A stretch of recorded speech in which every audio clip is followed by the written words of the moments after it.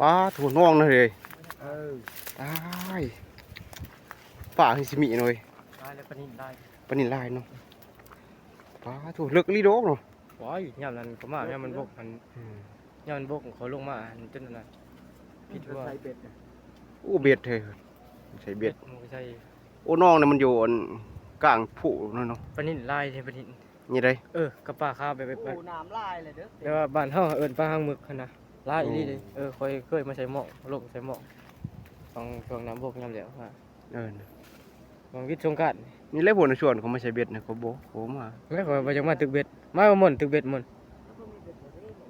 อันนี้ ชื่ะ เบ็ดหุ่น หั่ ยังเบ็ด โอ้เบ็ดนั่นทำเปล่า เออ